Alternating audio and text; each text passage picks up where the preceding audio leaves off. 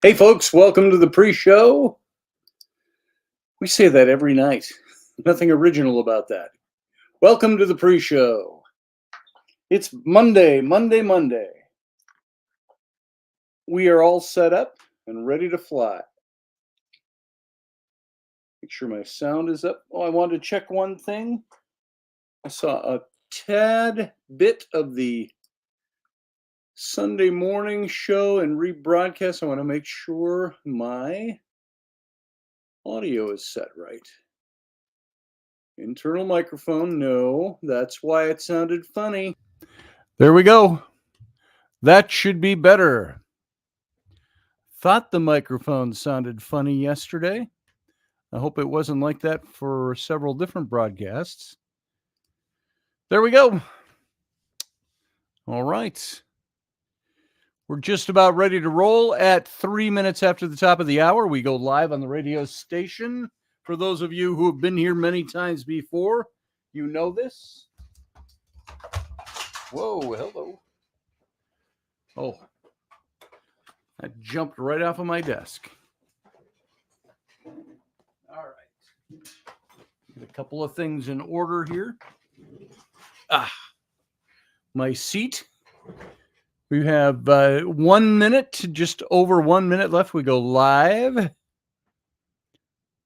Boom, we'll do that. And I think we're ready to roll. Are you ready? Are you ready to go?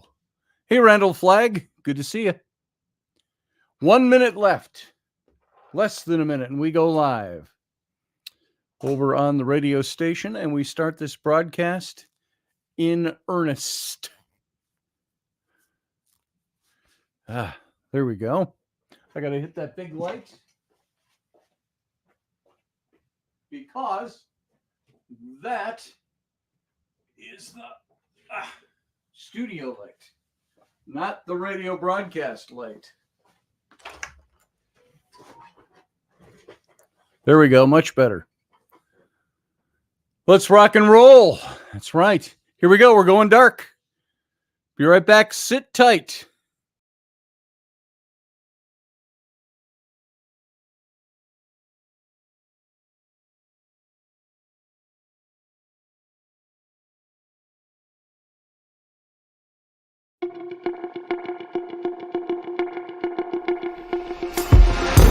The Intrepid radio program with Scotty Roberts.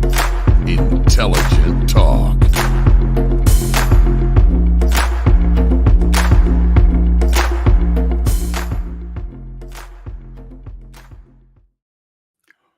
Hey, folks, welcome to the program. I'm your host, Scotty Roberts. This is my show, the Intrepid radio program, right here on the Odyssey Radio Network, Subspace Odyssey to be exact.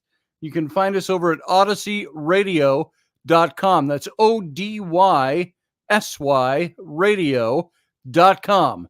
Come on over, see all the goodness that's Odyssey Radio, and it's only an audio. It's radio. So if you want to join the chat room or watch the video simulcast at the same time, come on over to the YouTube channel. That's youtube.com/Scotty Roberts, where you can join the chat room and you can view the show in living color.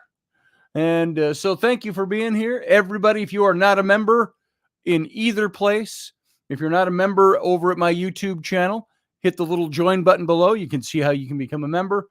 You can go over to my Patreon, patreon.com, Patreon, patreon.com, and /Scotty Roberts. And you can also join and help this show move forward so we can do some things. And we aren't getting an awful lot of new people over there. So if you have people that you think would enjoy this show, spread the word. And I can only do so much. I do the show 3 times a week on good weeks. And if you like the show, help spread the word, help support the show. Maybe we can do some better, cooler things as we get there. So thank you all for being here. And I'm going to talk one of my favorite topics tonight, which is Star Trek. I love Star Trek. I grew up on Star Trek. I grew up on Star Trek more than I grew up on Star Wars.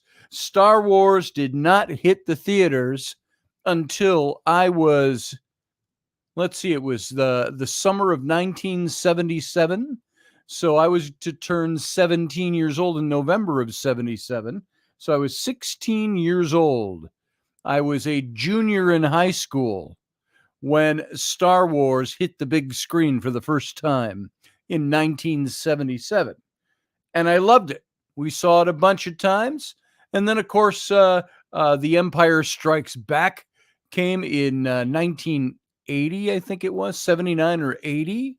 And then, of course, Indiana Jones came out after that, and the series of those films, and Lucasfilms, and all of that. And Star Trek had come back as a movie franchise in 1979 with Star Trek the Motion Picture, the big re-release that all the Trekkies out there in the world were anticipating with bated breath, as they say. And we got our Star Trek revived. It had gone off the air in 1968, and so it revived in 1979. So it was 11 years later. 12 years, actually, technically, if you do all the months and all of that. And so Star Trek came out in 12 years. Didn't seem like anything now that it's been, Star Trek's been around since 1966. And so at the same time as you had Star Wars out there, and Star Wars releasing films every couple of years, then you had Star Trek doing the same thing. 1979 was Star Trek the Motion Picture. 1982 was Star Trek The Wrath of Khan. And that's where I think Star Trek really hit its second set of legs again, was with Wrath of Khan. And then, of course, 5 or 6 different movies. I want to think it went all the way up to Star Trek 11 or 12. Let's see. They had Star Trek The Motion Picture, then Wrath of Khan, then Search for Spock, then the one with the whales, the voyage home. Then you had 5, The Undiscovered Country, and 6 was 5 The Undiscovered Country? Yes. And 6 was, I wish Captain Stuart Foley was here, because I'm missing out my order of things. Was Undiscovered Country, was that 5? The one with the god alien, the god thing, and Spock's brother and all of that. That was, I think, Undiscovered Country. And then the next one with, what was the one with Christopher Plummer playing the Klingon general? And that was 6. 5 was Undiscovered Country. 6 Undiscovered Country? What was 5? The one with the God guy, the God alien. Excuse me, what does God need with a starship? Final Frontier. That's right, Final Frontier. And then, of course, after The Undiscovered Country, wasn't that Generations, where they did the crossover to Star Trek The Next Generation? And then, of course, Generation had its own movies and its own run of movies. So Star Wars, of course, had the initial 3, and then they came out with the second set of 3. Back when, I don't remember the dates as well on those. I believe I was in Detroit working as a creative director with an ad agency, and the copywriter and I ditched work one afternoon after lunch, and we went and watched the first of the new 3 trilogies. So it'd be episode 1, Phantom Menace. And we thought, I hope they do better than this. Jar Jar Binks didn't send me at all. And I thought, oh, they're really going for the kid audience with this. And yeah, there it is. Josh Kemp. 5 was The Final Frontier. And then 6 was The Undiscovered Country. I was trying to think, because 6 had that Shakespearean flair to it. A lot of Shakespeare in that, from Hamlet to, and they talked about The Undiscovered Country, which was a Shakespeare line. And I knew I was in that play, and I knew I was mixing the titles up. Jar Jar is the secret Sith Lord. Yeah, that's for sure. I was going to do my Jar Jar Binks impression, but I don't think I will. So then you had those three films, the first of which was I don't give the kid who played young Anakin Skywalker a lot of crap. I just think the production, making with the bangs and the shag haircut and all of that, it just didn't work for me. It didn't work because they made a too kid thing with the racers and all of that. It was obviously a way to build games and video games and stuff like that off of it. It gave me not a good impression. And then after Phantom Menace was the second one, whatever that was called, the second one of the second trilogy. And then the third one of the second trilogy, with Anakin growing up and becoming you were the chosen one, with Ewan McGregor, of course, playing the young Obi-Wan Kenobi, and Liam Neeson playing Qui-Gon Jinn, his master. And then you had the third three, of course, with damn it, what was the girl's name in that? Not Ren. Kylo Ren was the bad guy. He was the Darth Vader kind of character, but he wasn't really. It didn't quite work for me, anyway. I think literarily, if that's a word, when writers write these things, it sounds great on paper. It's a story. It's a science fiction story. But then, yes, Scotty, we don't needs not a Jar Jar's voice. Yeah, I'm not even going to do it. And so the third trilogy of Star Wars actually worked for me a little better. I liked it. It was okay. And Ren, what was the girl's name in that? Doesn't matter.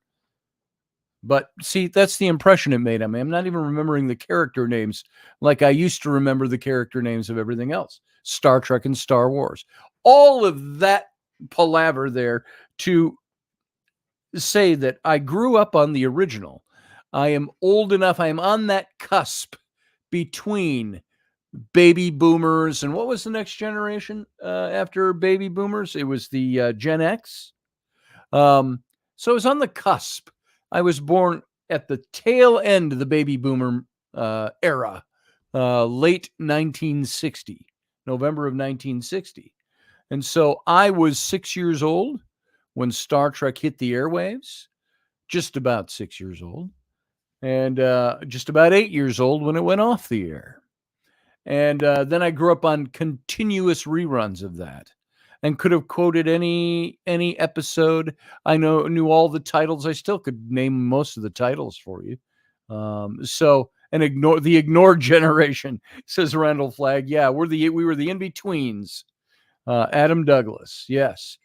Adam Douglas, he was the no, I'm thinking of Adams. Never mind. And never mind. Moving on. It was a random thought. So I got into a little conversation with Dan Madsen this afternoon, who may or may not be listening. We were talking about Star Trek and Star Wars and things like that. Right now, as many of you know that are my regular listeners, my three kids, Rainey's and my three kids, are all in Disney World with my older daughters and one of the husbands, my son-in-law, Zach. And they've got him for the week down there at Disney World. And so Rainey and I are home alone this week, still trying to figure out what to do with our spare time. But anyway, I'll take suggestions in the chat room. So I got all kinds of pictures from them today, and I reposted them on my Facebook, all the stuff they've been doing. And they hit Galaxy's Edge or End, Galaxy's End or Edge, Galaxy's End. The Star Wars land, I refer to it as, at Disney World. And so I saw all kinds of pictures today. Them on the Millennium Falcon and standing in front of the life-size Millennium Falcon and all of that stuff. It was fantastic. the pictures they were sending. So that made me think. And when Dan and I were talking, we were talking about Trek, we were talking about Star Wars and things like that in and out between a business conversation we had going. And it made me think, let's just talk about this tonight. There are differences, obvious differences between Star Trek and Star Wars. Hey, Leslie Holker, you can't compare the two. Exactly. That's really what I'm going to be getting at, to let the cat out of the bag, to give you the climax of the story before you get reading into it. So that's really kind of where I have been on this, but I want to go through some of this and give you what people are looking at and saying, these are the differences, and this is what exists out there. And I've got some things, they got like the 10 major differences between the two, the similarities between the two. How do they compare? What else have I got here? I had called up an article on Trump reverses the course and won't testify in his New York trial again. And I think that's a good thing. But I'm not going to get into that. It'll be politics. We'll save that one for now. I want to get into this and cover this in more detail. But I've got the 10 fundamental differences between Star Wars and Star Trek. I've got Star Wars versus Star Trek. How do they really compare? And so I think we're gonna start by kind of looking at that. How do Star Trek and Star Wars compare? There's this kind of faux battle that goes on, raging between the two. Which is the better series of TV shows or films? Was it Star Trek or Star Wars? What kind of cultural effect did they all have? Let's see. Wait, what does Steph say? Wait, Scotty, you don't know how to spend your time? Shame. I said that rather tongue in cheek, Steph. You probably figured that one out. I bet, let's see, replace one of their bedrooms with a hot tub and a sauna. That's what my mom always threatened me with. That would be great. We have thought about that, but we've actually thought about it down here because we've got the master bedroom down here. And we've got all that space over there. Rainey's studio is there. We got a family room over there. And we thought we could just take one corner of that and do up a walk-in jacuzzi, bathroom, shower, walk-in shower, all down here and all of that. So Josh Kemp says, love the Trek TV show. Me too, brother. Like I say, I grew up on that. My hero was Captain Kirk. That's undeniable. That's how I grew up. And that's what I hailed to. Captain, there's a large triangular shaped craft sending a threatening hail to us, says Jason. Thank you, Jason. Let's see. What do you put? Mr. Chekhov? Take a photon torpedo and set a timed warhead and beam it directly to their bridge. There you go. Now, that was some of the solutions in the shows to things. So you've probably seen movies like, how about Star Wars Rogue One? A Star Wars story. I thought that was a fantastic Star Wars film. It's the story that you only hear in the original Star Wars movie. They refer to Rogue One as this squad, not really a squad, a group that stole the plans of the Death Star and got it to the Resistance. And so they made a movie out of that. Who were these people? What happened to them? So Rogue One. And I'm going to talk about that a little bit as we dig into this a little bit, talking about Star Wars versus Star Trek. And Star Wars versus Star Trek each has its own particular appeal to people. Sure, there's similarities beyond just, I got my lights too bright. It's making me squint. Don't mind me. I'm going to turn down my light a little bit. There we go. And there's similarities, and it's beyond just the name Star, the word Star, and the two different titles. And it goes beyond just space travel. And in what ways do these two franchises differ? What's the unique appeal of each one? And that's kind of what I want to dig into a bit tonight. This isn't a grand, earth-shaking type of show we're doing tonight that's going to determine the outcomes of governments or determine how we are going to survive our marriages or our troubles and heal things. This is a show about fun. It's pop culture. Leslie says, my late husband wanted to go to Star Wars for his birthday. I figured I could get comfy in my seat and take a nap. Then the bar scene hit, and I found it fascinating. Dun, dun, dun, dun, dun, dun, dun, dun, dun, dun, dun, dun, dun, dun. You remember that? I need to go full picture. Thank you, Leslie. I don't look over at that, and I forget. Let's take the header down. Boom, like that. And while we're here, let's just put the show header up, the marquee. There we go. Got the marquee up, and we might as well just hit the banners as well. Boom. Thank you, Leslie. I would have totally forgotten all about that. There you go, she says. All right. And by the way, before I get too deep into the show, I mentioned yesterday, I am going to be setting up on a very serious note, personal matter, I'm going to be setting up a GoFundMe for Ruben Fasthorse. I was talking to Susie. She's listed as his next of kin. They aren't married, but they've been together for 8+ years. And so she's making some decisions for him.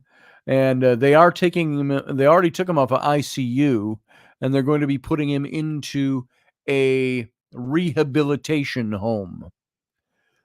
You could say it's like saying they're putting him in a nursing home to help him rehabilitate, to learn again how to speak, how to walk, how to do, and see if he gets that far.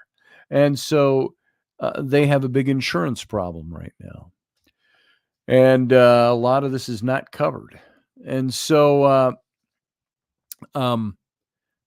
Susie is just draining her bank accounts already. So I think what I'd like us to do, those of you who enjoyed Ruben here, who are friends of this show, I'm going to put up a GoFundMe. I'll announce it. I was going to try to do that today, and I was just buried in client work today. And so sometime over the next day or two, I'm going to get that up and running, and I'll let you know. We'll announce it. Yeah, go Team Trek, Ryan Gale. Damn straight. Make it so. Engage. Energize. So, yeah, Ruben has great spirit, and he's a great fighter. And we still don't know for sure. I don't know for sure if everything he's suffering is because of the traumatic head injury or that mimics some of the same symptoms as having a stroke, or if because of that injury, he had a major stroke. Because, the inability to speak, the inability to form sentences, he recognizes Susie, but he can't speak. So his vocal center has been messed with. Probably his writing as well, but he hasn't been in a situation, I don't think, where he's been able to even test his writing abilities. He was paralyzed on one half of his body. And he lost a lot of weight. He went down to 130 pounds the last I heard. So they're going to put him in a rehabilitation home, and they're going to see how that works. And Susie, Ruben will be taken care of. If it becomes a ward of the state or something like that, I don't know how they work that in New York State. They can't just throw him out on the street or send him home. So they're going to treat him. Susie, however, is going to need some help getting back and forth, doing what she needs to do to maintain her household. Meanwhile, she's got some of the same problems from an old traumatic head injury of her own. So I will let you know when that gets up next couple of days. And exactly, Leslie. That has to be utterly frustrating for such an eloquent speaker as Ruben to not be able to speak.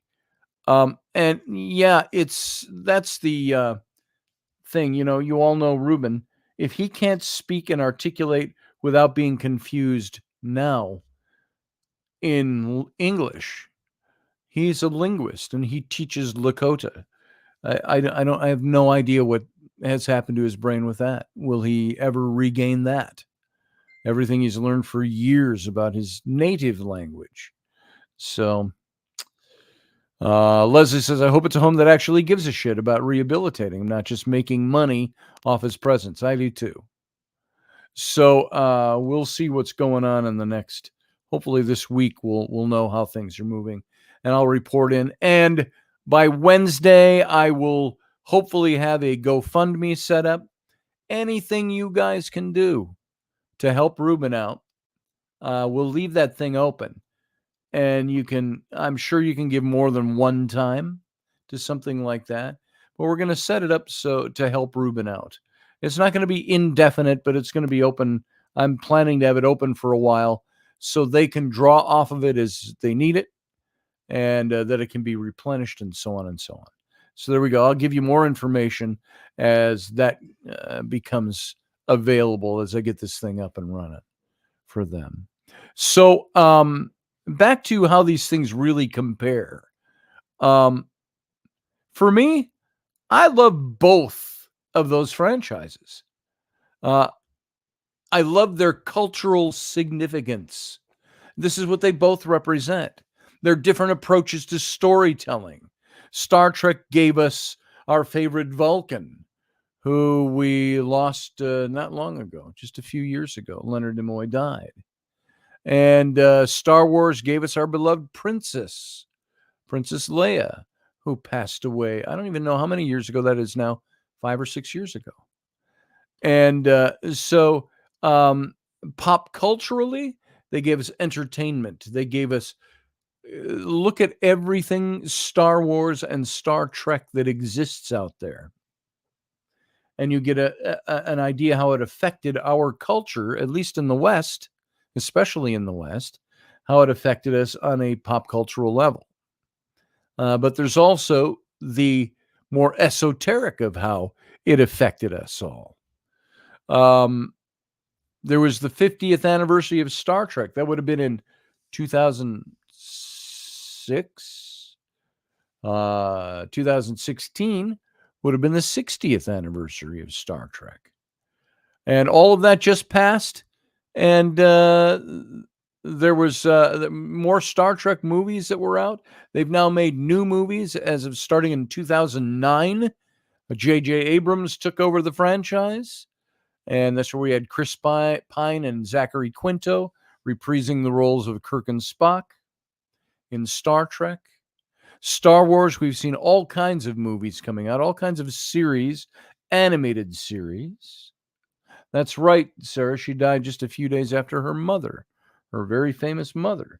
Why am I going blank on that? Eddie Fisher was her dad. Debbie Reynolds was her mother.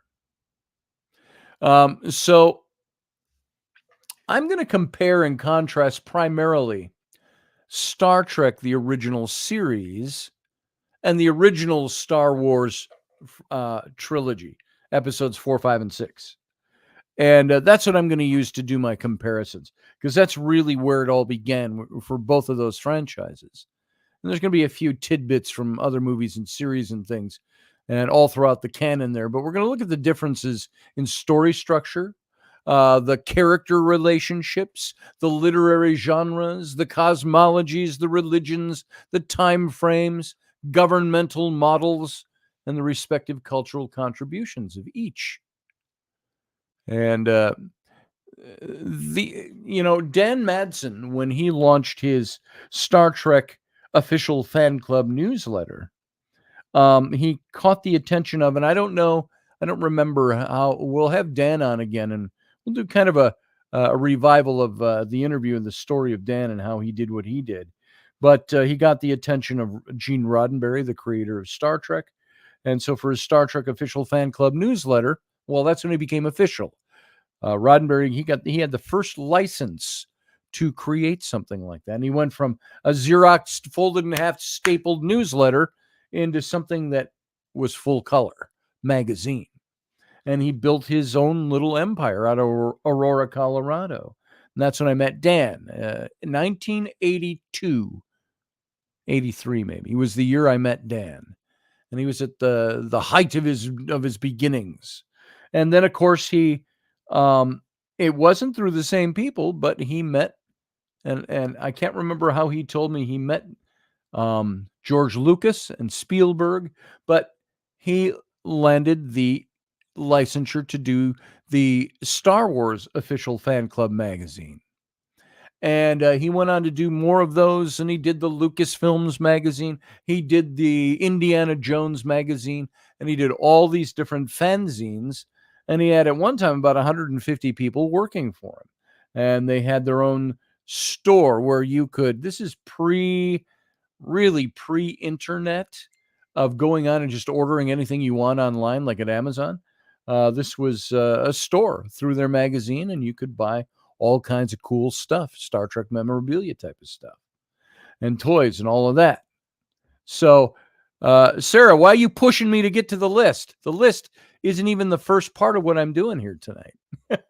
This isn't a list. I'm just going through here a lot of the stuff. And then I got a list. If we get to it, I've got another list. So we'll get there maybe. We'll see how it goes. And so these two cultural memes are inexorably connected. George Lucas admits that he was inspired to create Star Wars by watching Star Trek, and among other influences. And after Star Wars, he became this enormous, unexpected success in 1977. Paramount Television, who had bought Desilu Productions with its original property Star Trek, wondered how they could cash in on this sci-fi space craze. And they looked around at their intellectual properties, and Star Trek was hastily rushed to the big screen 2 years after Star Wars came out. And it was a major motion picture in 79. It made lots of money, and it was sufficient to continue the franchise as a movie series. And admittedly, these two franchises are among the most popular in modern media, crossing TV, film, books, comics, animated series, games, merchandising of all sorts. Star Wars had been much more financially lucrative, starting in film and selling more tickets and more merchandise. And Star Trek began with a larger corpus of content, 79 episodes on TV in the 60s, and in syndication compared to Star Wars' original 3 movie episodes that spanned almost a decade. And so it went from arc to episodic. Star Wars, the story was an epic arc, as multi-hour major movie events across 3 episodes, while Star Trek already had 79 one-hour episodes across 3 years. And Star Trek was able to introduce lots of characters. Some were recurring, while others lasted only 1 episode, or if wearing a red shirt, only a few minutes until the next commercial. But Star Wars had this much more limited set of characters they could introduce and maintain focus upon, while lots of minor characters passed in and out of the story. So what were the relationships, too? You look at the soul hero's journey. And this is important when you think of how Joseph Campbell was a big influence for George Lucas. It's the soul hero's journey versus a triangular one. And Star Wars takes the approach of the hero's journey, as Lucas described what he'd learned from Joseph Campbell's book, The Hero with 1,000 Faces, which we've referred to on this show many times. And he read that in college on mythological archetypes. And it's the departure into adventure, the initiation of the hero, the crossing, the return threshold.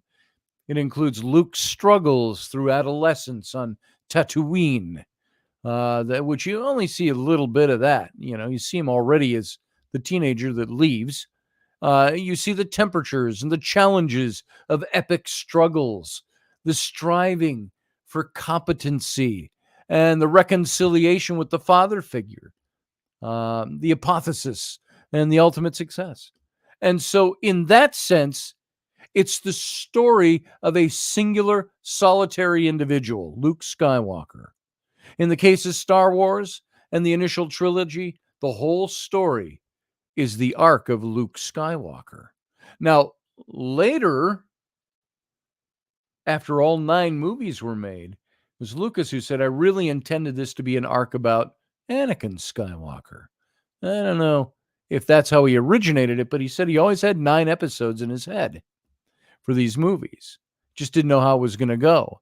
In the larger context, this whole movie franchise, the struggle of Luke in the framework of the greater narrative, his father, Anakin Skywalker, and his fall to the dark side and his final redemption with his son Luke's help to defeat the evil emperor and to bring balance to the Force, thereby fulfilling the prophecy. And it was Lucas who said that it really changed into this as the movie series went on. He says, if I could, now that it's all done, rename it, he says, I'd rename all 9 movies instead of Star Wars. It would be something like, if I remember right, the rise and fall of Anakin Skywalker, or the rise, fall, and rise, the fall and rise of Anakin Skywalker. And so, yeah, Yoda, Pearl Jones, you seek Yoda. So the whole thing is about Luke's journey, or Darth Vader's. So in a sense, both Lucas, and Lucas had conceived Darth Vader as his first character for the original Star Wars. The prequel, episodes 1, 2, and 3, told his story, which was submerged in episodes 4, 5, and 6, where Luke emerges as the hero, and Darth Vader is redeemed by his son to bring balance to the Force by overthrowing the evil emperor. And in another sense, it's the story witnessed by the observers, R2-D2, C-3PO. These droids are the only characters featured in all 9 episodes. I'm trying to read my own writing. In all 9 episodes, plus Rogue One. And these 2 are the very first characters we see in the original Star Wars movie. Remember that? They're the first 2 you encounter and that talk with each other. I loved Obi-Wan Kenobi. He's our only hope, Leslie. So Star Trek took a different approach. It focused primarily on 3 characters, a triumvirate of players. You had Kirk, Spock, and McCoy. And it didn't start out that way, but it evolved that way. Initially, William Shatner's Captain Kirk was the star. After, of course, they lost Jeffrey Hunter, who was in the first premiere episode, pilot episode. And so William Shatner came on as Kirk. He was the star. It was the mid-1960s, and that's just the way he was, the leading man of the series.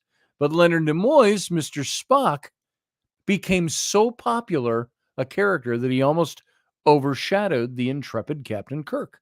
So soon, in addition to the logical Vulcan, DeForest Kelley was featured in the opening credits as Dr. McCoy, Bones.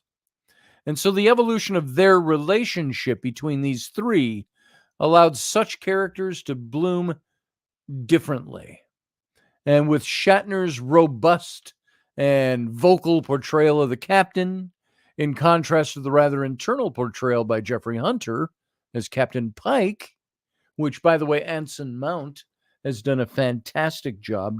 Dan and I hit on that a little bit in our fun conversation today as well. He has done an outstanding job as Captain Pike in Strange New Worlds. If you have not seen that, you should. If you like Star Trek at all, you're going to enjoy it. Nimoy, he could afford to play a more reserved, more internal, more cerebral Spock. And Spock's yin to Kirk's yang was what a lot of the show started to follow. Spock was stoic, seemingly unemotional in his portrayal of the half-alien first officer. His otherness was personified. McCoy was openly emotional and, damn it, Jim, and you green-blooded Vulcan, and he was openly emotional and often impetuous. And Kirk was intuitive. He was inspired in his problem-solving approach in the captain's chair. It was a very stable triumvirate that evolved out of those initially sole characters. So the genre was a big difference. Sci-fi versus space fantasy. We think of Star Wars as being sci-fi. It's space fantasy. Star Trek put the science into science fiction. The plot hinged on all the technical capabilities and limitations of the one character in the show that was one of the most important characters of the show, the USS Enterprise. The resolutions were frequently based on scientific solutions. There were ship blueprints, technical journals available for fans. I had the first big book of the Star Trek technical journals back in the mid-1970s. And many scientific advances have occurred in the last 50 years that were inspired by Star Trek. Here's just a few of the examples, if you didn't know this. And all these people, these men and women who developed these things over the last 50 years, said that they really got their initial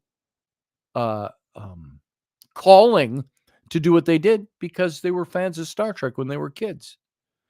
The invention of the StarTAC mobile flip phone by Motorola, like the communicator, like this thing. You remember the flip phones? And they didn't have the beep like that, but some did. You know, they tried to mimic Star Trek. But the flip phones, I had a flip phone. When I first got my first phone, was a flip phone, late 90s. There's a prototype of the tractor beam at the University of St. Andrews. There's a voice-activated computing that's come out of Siri or developed into Siri and Google's ubiquitous computing and all of that. Scanadu, which is a medical tricorder, has come out. Matter replication was foreshadowed with the advent of 3D printing. Imagine what we can do eventually when you have, are we ever going to have matter recreation? Like that's the whole concept behind the replicators where they ate their food on the Enterprise, the holodecks. Imagine what we can do now with gaming. Give it another 50 years. Where do you think we'll be if we don't destroy ourselves first? Aluminum oxynitride, ALON. It's a transparent aluminum. And that came out of Star Trek. Cisco from Deep Space Nine, his telepresence, a hyper form of HD telecommunication across multiple locations. All of those things were invented by people that were fans of Star Trek and got their initial impetus to do what they're doing because they were fans of the show when they were kids. Star Wars, on the other hand, took a very different approach than Star Trek. While faster than light hyperdrive travel in that universe is considered normal, she'll make 0.5 past light speed. She'll do the Kessel run in, what was it, how many parsecs? Those of you who are Star Trek fans, or Star Wars fans. And Death Star weapons of mass destruction are common. The vibe is more fantasy in Star Wars. Space fantasy, or as they called it, the space opera was what Star Wars was. It's more space fantasy than science fiction.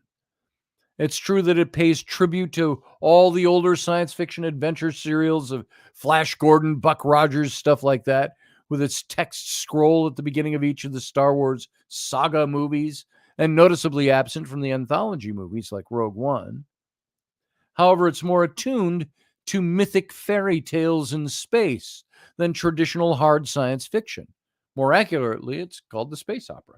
And I remember seeing some of the initial ads for Star Wars when I was a teenager, and you saw Luke. Remember the scene where they're the big core where they drop off, and Obi-Wan's supposed to, turn off the shields, and they're on that little bridge, and they're being shot at by the stormtroopers. and Luke pulls out his little rope and he takes Leia and swings across the chasm. That was very fantasy oriented. Robin Hood. Back then, 50 years ago, that's what came to mind when I saw that stuff.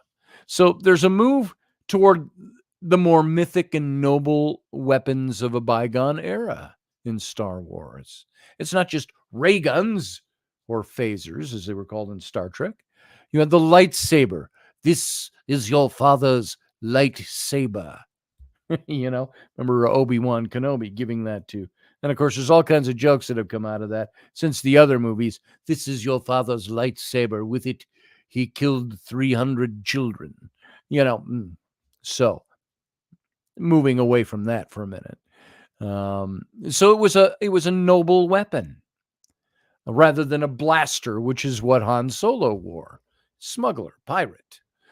We do, however, have a greater emphasis on robotic prosthetics in Star Wars, especially with missing limbs. We saw Luke obtain the new artificial hand. You remember that?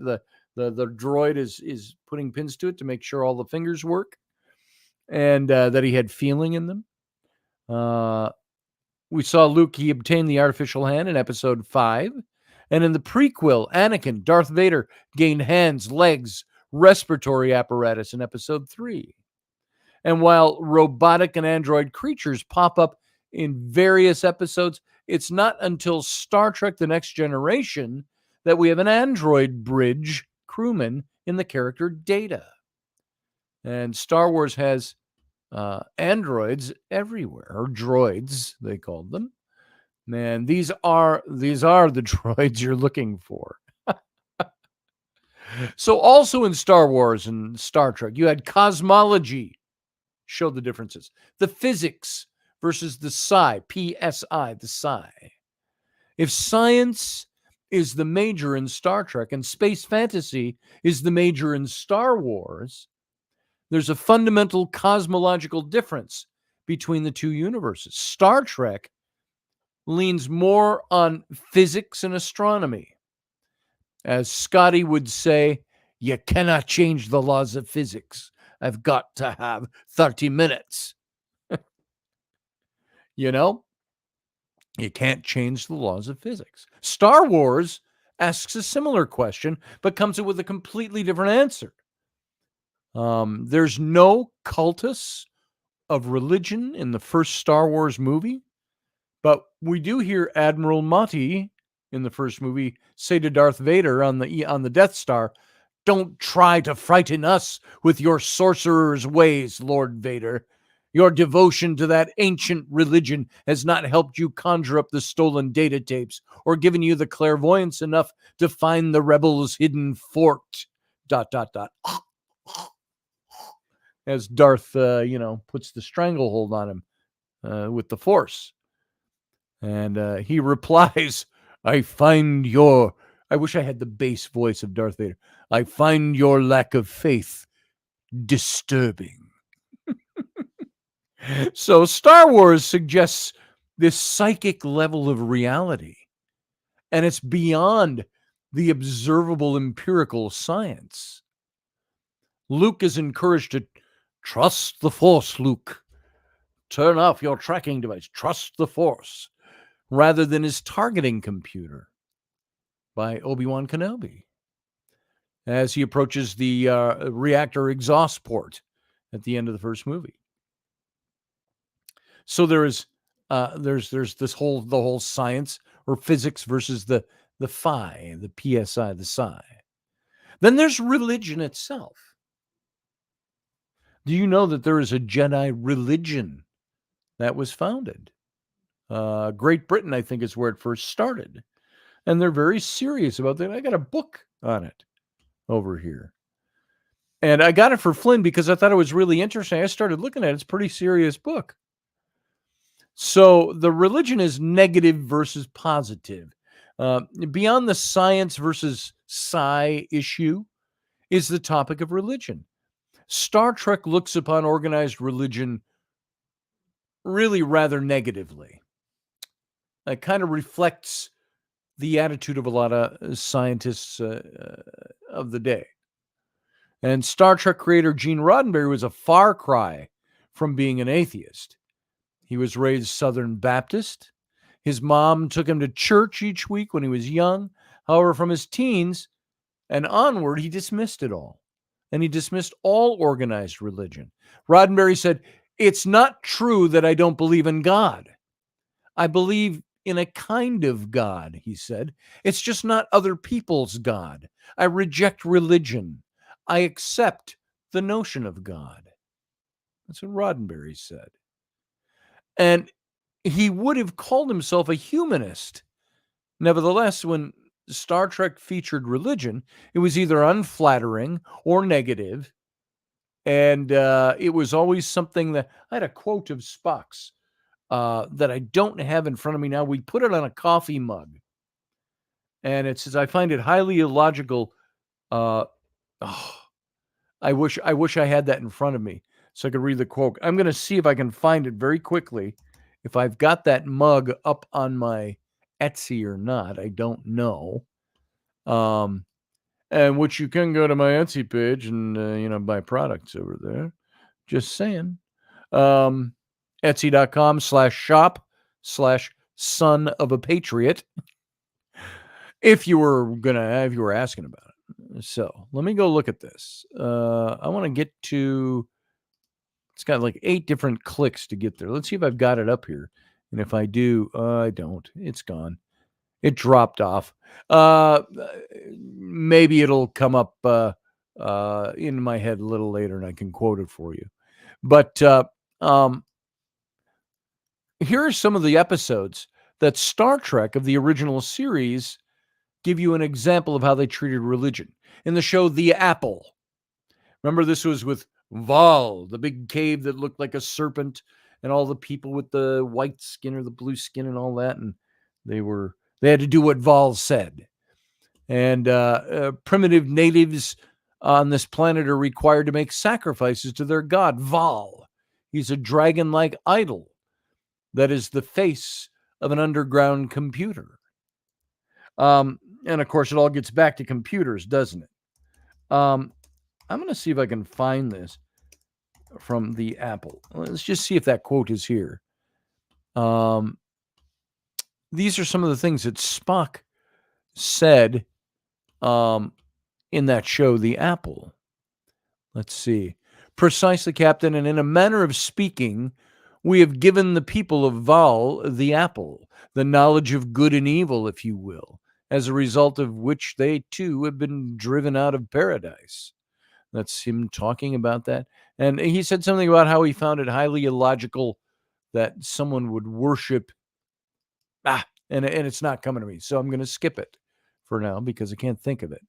And what do we got? We're already down to about 4.5 minutes left.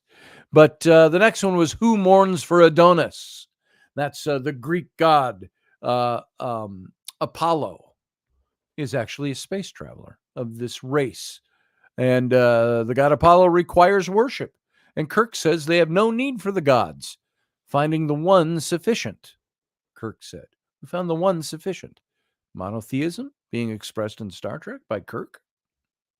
The next episode, "For the world is hollow, and I have touched the sky." The citizens of Yonida are highly religious, practicing blind faith in the oracle they worship. Wrong thinking is punished by implanted devices that deliver shocks, and the oracle is actually a computer on a generation ship. Then you have the return of the Archons. The simple inhabitants are required to be part of the body, and our body with a capital B, and are controlled by cloaked lawgivers who are directed by the omnipotent Landru. But during the Red Hour, they become violent and sexually aggressive, and Landru is actually a 6,000-year-old computer gone wrong. And there's only one episode, and I remember this from when I was a kid. There was one episode where religion, specifically Christianity, is depicted positively. And it's not identified until the very end of the episode. The episode Bread and Circuses. Do you remember that? They're on a planet where it's kind of a the Roman Empire versus what would have been Christianity, the slave revolt, and all of. They come down in the middle of this. And the landing party is forced to fight in 20th century Roman gladiatorial games, though they hear that the children of the sun would resist this. And rather than helping a primitive religion of superstition, Lieutenant Uhura, in the very end of the show, she has discovered through her monitoring of the planet's broadcasts, she said, Captain, and she's talking to Captain Spock because they're talking about what they had encountered. She said, they're not worshiping the sun up in the sky. It's the Son of God. And Kirk and Spock were like, the lights came on. Dun, dun, dun, dun, dun, dun, dun, dun. The ship flies off, and it's the end of the episode. And very cool episode. And as the series went on, we saw the emergence of Vulcan mysticism, meditation, mental skills. And well known are the ways that Leonard Nimoy incorporated his Jewish heritage with, live long and prosper. It's a Jewish hand symbol in synagogue. The heritage of the priestly blessing, he turned that into the Vulcan salute of live long and prosper. And to be sure, Star Trek dealt with immorality plays, often thinly cloaked discussions of contemporary politics.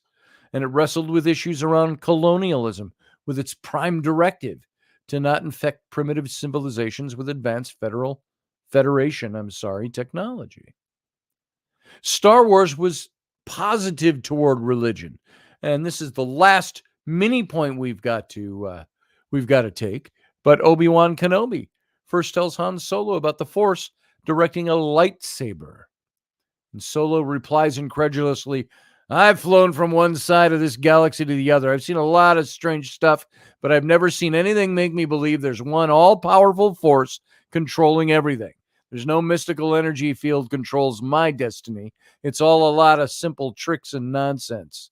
Hocus pocus, he refers to it in one spot. And at the end, what does he say to Luke? Hey, Luke, may the Force be with you. So there you go, folks. We got to wrap it up for the radio audience. We're going to talk about this more in the captain's cabin. If you're there on the radio and you want to join us, come on over to youtube.com/Scotty Roberts. Until then, live long and prosper. Boom. Join us every weeknight at 9 p.m. Central Standard Time, 10 p.m. Eastern. The Intrepid radio program, a Scotty Roberts Productions broadcast.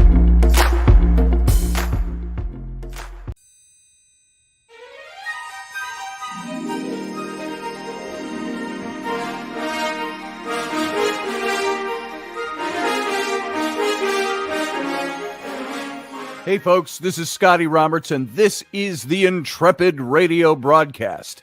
I've been broadcasting for about 20 years now, covering such topics as science, politics, the paranormal, weird science, weird world history, archaeology, and the paranormal. Everything from ghosts to cryptids to creepy things that go bump in the night. So every week I bring you 3 new episodes. Come and join my channel and also be a patron to this site. So see the details below, and we'll see you here.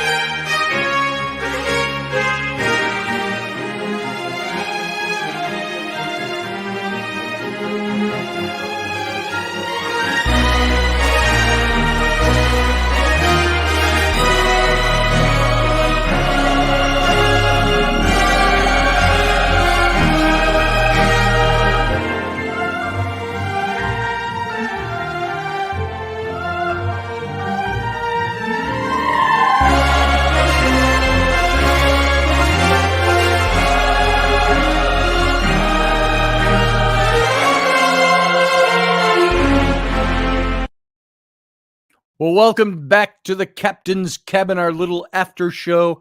Those of you not familiar with what we do here after the radio audience leaves, it's just us over in the chat room. And we've got the Captain's Cabin going on, and you can join in and talk with us a little bit about tonight's topic, and we'll have a lot of fun with that. So if you weren't here for the earlier part of the show, we're talking about Star Trek and Star Wars and talking about some of the esoterics behind it, how each show had its own approach to things. And I rather like what this stuff here. I'm going to tell you, this is for Sarah. At the end of all of this, I've got these 10 fundamental differences between Star Wars and Star Trek. And it's basically kind of a recap. But these were the 10 points I had. Number 10 in a backward sequencing here. Star Wars takes place in another galaxy and in another time. Okay. That's the main point. Then I can go in and break it all down. Number 9, Star Trek feels more futuristic, while Star Wars feels weirdly contemporary, even though they've got the technology. Have you seen some of the new series? Very gritty and dirty. I loved the Obi-Wan series, or Kenobi. It was Kenobi with that just came out this last year. Earlier this year, or was it last year? Fantastic. I think it was a 8-part series that aired. If you have not seen that and you're a Star Wars fan, shame on you. It was really well done. And I got to tell you, I liked one feature of that series. Darth Vader became evil again, and even more evil and dark than he seemed originally. He seemed almost comic bookish dark in the original series because of the kind of entertainment it was. In this Kenobi series, they brought it down. I mean, they came down, and it was dark. And it was supposed to be Obi-Wan Kenobi after the events of the Clone Wars and before he meets Luke as an old man, when he's an old man. And it's around the time of the birth of Luke, when Luke and Leia would have been small children. And he's in hiding. And Vader's looking for him. And so on. And Vader is quite dark. Wow. Just to say he's dark and evil, that doesn't do justice to that if you've seen that particular little series. So anyway, that was number 9. So Trek feels more futuristic. Star Wars feels more weirdly contemporary. Number 8, in Star Trek, technobabble generally saves the day. All right. Way more than Star Wars. Which was known more for philosophy, I guess. Star Trek had technobabble. Then you had number 7, Star Wars is way more mystical. There's the mystics. There's the meeting with the Council of Jedi and all of that. Number 6, Star Trek plays with philosophy and questions morality in complicated ways. Star Trek was very complicated when they hit those philosophical issues. Star Wars was a lot more subtle, but subtle as a brick to the head. Let's put it that way. So maybe not more subtle. They were subtle like a brick to the head. And Star Trek had always been known for getting more philosophical and musing on the nature of morality. And Star Trek delved into how a futuristic society could comport itself and how people should treat each other. Number 5, Star Wars is more about the spectacle than anything else. Yeah, the Prime Directive, Sarah, exactly. And a bit steampunk for Star Wars. So Star Wars was about the spectacle. And the limited television budget that Star Trek had, as I heard it put, I think it was David Gerald who wrote The Making of Star Trek. Same guy who wrote The Trouble with Tribbles wrote The Making of Star Trek, I think it was. And he said, I had that book when I was a kid, paperback about that thick, just worn out, full of pictures and stuff from the production. And there was something about him saying the bridge was built out of plastic and balsa wood, you know? So, and that's pretty true. Some of the most memorable parts of Star Wars have all this explosive action to them. Fantastic set pieces, lightsaber battles. Spectacle has always been one of the most important parts of Star Wars, and it overshadows just about everything else. Here's your lightsaber.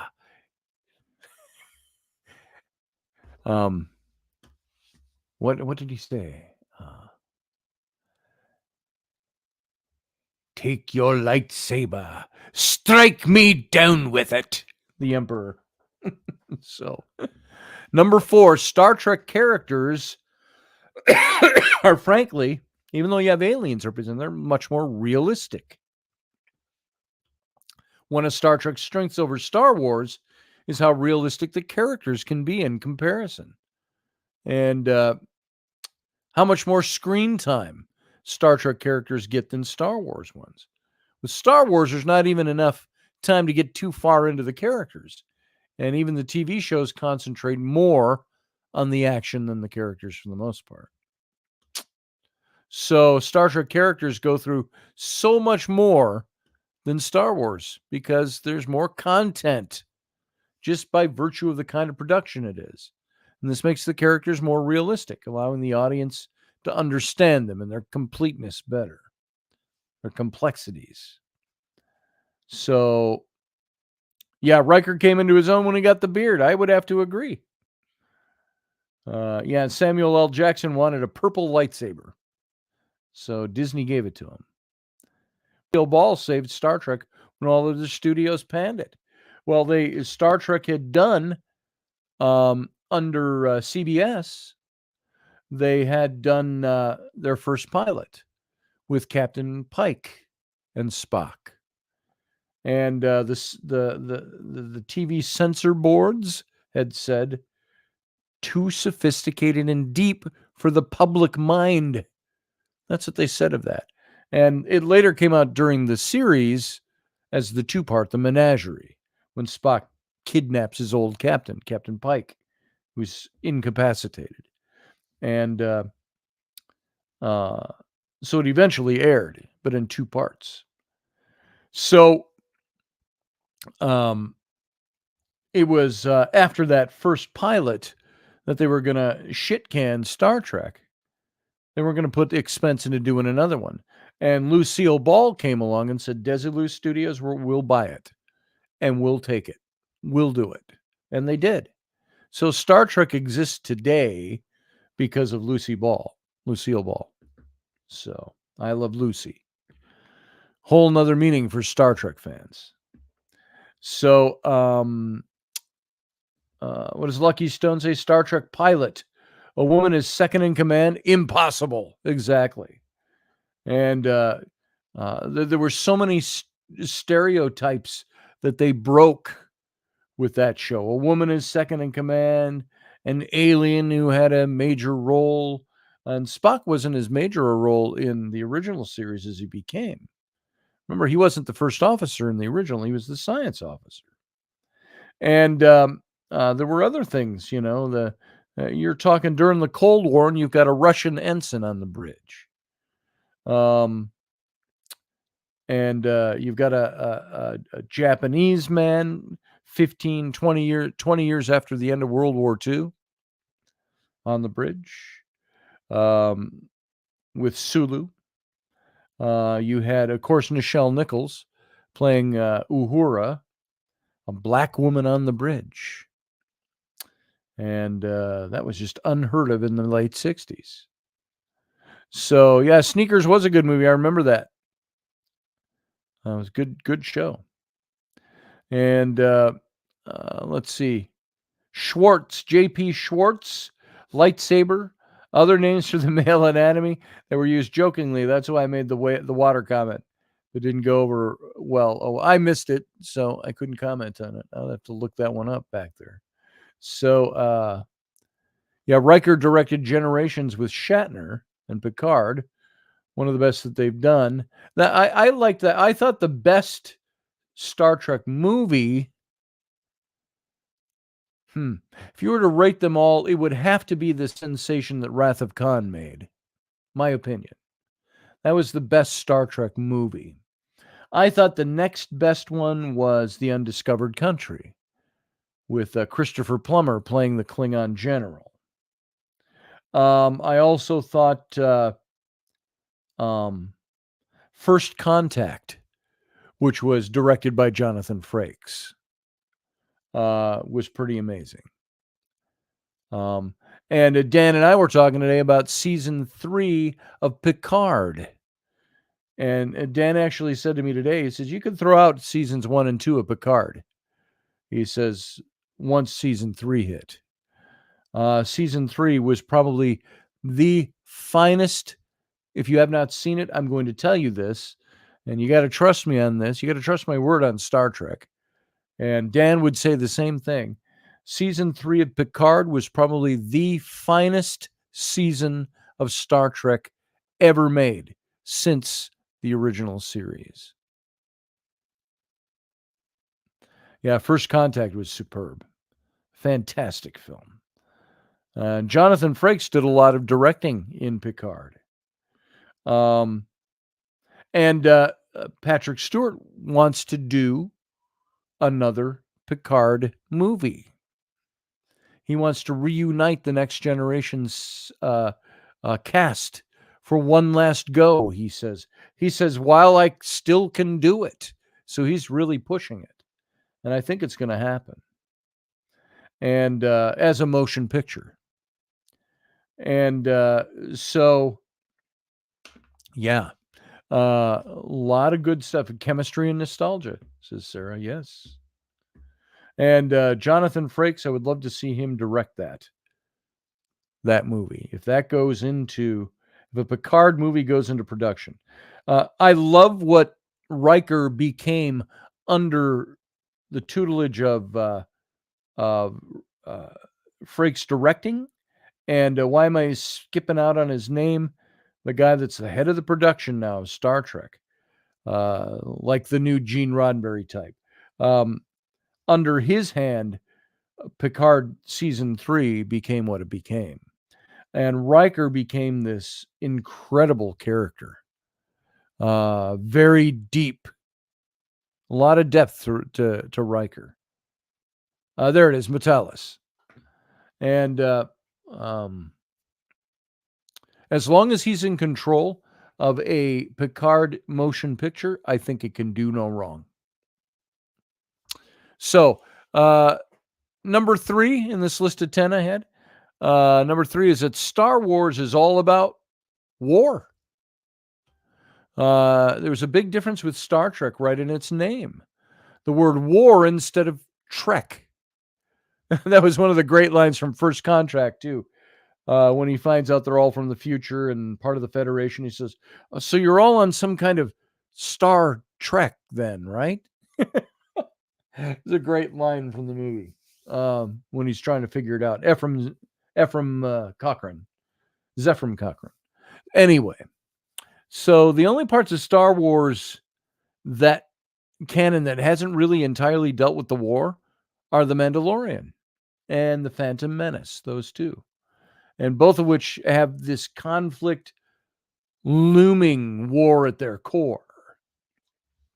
And this focus on war limits the stories that Star Wars can tell. And while it makes for exciting viewing, it doesn't make for diverse storytelling. Because it's all really focused on that. Sarah says Wesley Crusher is definitely in the doghouse for not contacting his mother at all in Picard season 3. That's true. Well, you know what happened to Wesley Crusher, don't you? Sarah, do you remember what happened to Wesley Crusher? They dealt with it in one episode of, I think, an early episode of Picard. First season or second season. Wasn't third season. Do you remember the character, the Traveler, in the Next Generation series? He was this character that was out of time and place, different dimension. Yeah, different dimension. And Wesley was inducted into that. He was asked to become a traveler. And there's even film footage of it. So he's with the travelers. And he has become a traveler. He's like a Doctor Who type, you could say, in a different dimension. So I saw some footage of that. And so that's what happened to No Excuses, says Sarah. You never don't call your mom. It's Sarah. So number 2, Star Trek is about exploration and learning to get along. And Star Trek's always gone in different directions. Most Star Trek shows are about exploration, bringing people together, and the conflicts that can rise out of both of those things, shining light on contemporary issues. And while there's conflicts in Star Trek, it's not the focus. And even when it was, like in Star Trek Deep Space Nine, it was more about the price of war and how it affected those who fought it than the war itself. So while newer Star Trek shows get flack because they focus more on the action than the philosophy and the exploration, for the most part, Star Trek is more humanistic in its approach to fiction and to storytelling. And then, of course, number 1, Star Wars is inspired by Joseph Campbell's monomyth structure.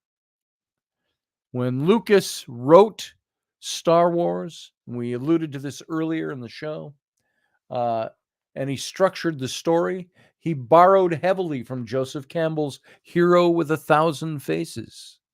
Campbell looked at the myths from around the world and he found a similar story structure. And Lucas used this structure when creating the Star Wars narrative, which helped the stories resonate with audiences all around the world. And this familiar story structure helped the Star Wars saga scratch an inch for heroic storytelling that made it appeal to a broader audience. And combining Campbellian monomyth with scientific fiction, this was an inspired choice and one that paid dividends for them. So those were the 10 things. That was the list, Sarah. And that was in addition to the stuff I didn't finish. So I sometimes start a show and think I don't have enough information to carry me through the show. And usually I get through not even half of what I've got. Yep, he became a traveler, JP.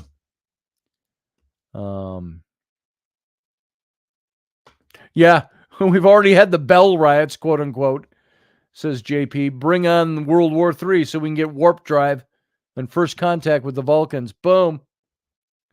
I think that'd be cool. So, Marina Sirtis, I'm seeing a picture of her on here, who played Counselor Troy. She was hot, if you don't mind my saying so. But I met her once in person, and I ended up not liking her, and I don't like watching her. I don't like seeing her. I have to really turn off what I experienced when I met her as opposed to what I see in the character. I have to just watch it for the character. It's like there's certain actors. I can't watch anything of Robert De Niro anymore because I think he's a putz. And not just the anti-Trumpism, it's the anti and his vocal about it. It's like, shut up. You just ruined your whole acting career for me because I can't watch it without seeing your stances on things. Same thing, there's other actors that are like that. I'm sure some people the other way around have that with some actors. Some people can't watch John Voight anymore because they know he supports Donald Trump. Well, Marina Sirtis, she was good looking in the old series, and her part is very important in Star Trek The Next Generation's cast. But when I met her, she was very rude. Probably she may have perceived me as being rude, but I don't think so. She was just being rude. I told this story once before. It was at an event at the Mall of America. They had the Star Trek exhibit there for a long time, and there were some of the cast members there. She was one of them. This is many years ago now. This is 20 years ago or more. And she's at the table signing autographs, and I bought one of her 8x10 slicks so I could get her autograph. And we're at the table, and she was talking to one of the handlers on the other side of the table. They're talking out loud. We can all hear what they're saying. It's not like you had to go, oh, what are they talking about? They were talking about going out to eat after the signing event. And I said, going out to eat. I said, Minneapolis, a great place. I said, where are you guys planning on going? And I wasn't trying to be a fanboy so I could crash their private little party, which is, I think, how she took what I said. I said, where are you guys going to go eat? Because I know Minneapolis well. It's a pretty cool restaurant scene. And she looked up at me and she goes, that's not really any of your business. I said, excuse me. I said, I don't need your autograph either. And I walked out. And for me, it was like, excuse the fuck out of me. And now that I look back on it, she's a celebrity in a very famous show at the time. It was, I think it was already off the air because it went off the air in 94. So it would have been between 94 and 2000 was when this event took place at the Mall of America. Yeah, Troy is stunning. She still is. But now the actress put me off. That's a whole nother topic, a psych topic. But she put me off big time in my head. And I thought, whenever I see her now, I cannot get out of my brain her looking at me and going, none of your business. I'm like, well, fuck you too. Just a fan. Just asking. I'm an adult. I'm not a weird kid. Oh, I see we got guys lined up here. We got Professor Bauer and we got Michael Brewer. Hey, how you doing, fellas? Professor, I just brought you in and now you're gone. I saw you moving. Beam me up, Scotty. Oh, that happened to Jason with John Delancey? Really? I thought John Delancey was supposed to be kind of cool. What did John Delancey do? You better call in, JP. We got to tell us the story now. Here, I'll put the, if you don't have it handy, I'll put the link. Although Professor and Michael found the link, We're smart, average bear. We're smart, SMRT. He's smart. So, you talking about the pop culture part, and I had a lot of thoughts running through my head. And when you said Crusher or whatever, he actually played on the Big Bang Theory as Will Wheaton, as himself. Yeah.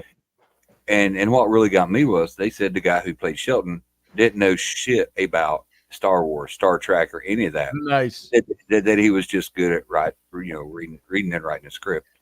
But no, but wasn't it Nimoy? Didn't Nimoy do a spot on Big Bang Theory too? He did it, and I know the whole big thing was that when Penny or whatever her name was, the blonde girl, Kelly, whatever, bought him a placemat that had his spittle on it. He's like, "Oh, I can clone my own Spock." She's like, "Oh, ain't it enough?" Had a signature on it. She said, "Oh, look, he signed it." He's like, "Who gives a fuck? I can clone my own Spock." I can clone my own. Yeah. But nice.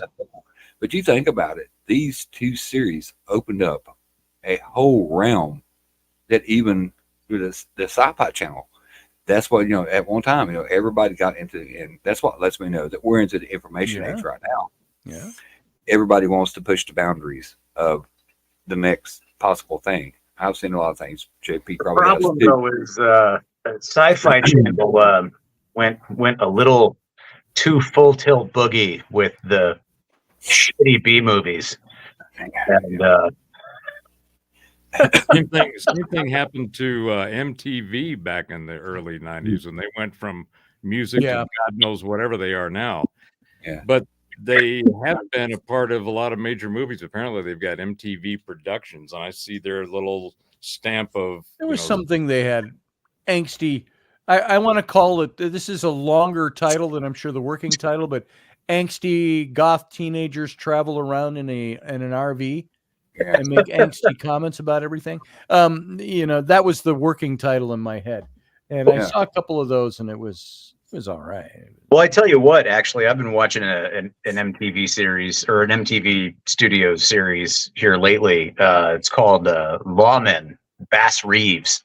Oh, I heard that's really good. I didn't know that was MTV. Really good. It is really good. I've heard that.